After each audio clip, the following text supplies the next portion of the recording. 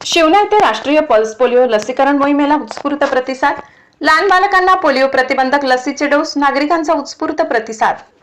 सिल्लोड तालुक्यातील शिवना प्राथमिक आरोग्य केंद्राच्या वतीने राष्ट्रीय पल्स पोलिओ लसीकरण मोहिमेअंतर्गत रविवारी 0 ते 5 वर्ष वयोगटातील बालकांना पोलिओ प्रतिबंधक लसीचे 2 थेंब पाजण्यात आले। या मोहिमेला पालक व नागरिकांचा उत्स्फूर्त प्रतिसाद लाभला।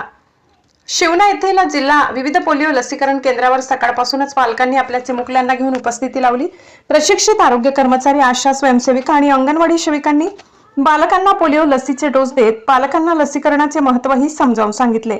प्रत्येक बालकापर्यंत पोलिओ प्रतिबंधक लस पोहोचविणे आणि पोलिओ मुक्त भारताचे स्वप्न कायम ठेवणे हा या मोहिमेचा प्रमुख उद्देश असून कोणतेही बालक लसीकरणापासून वंचित राहू नये यासाठी आरोग्य विभागाने विशेष नियोजन ठेवले होते।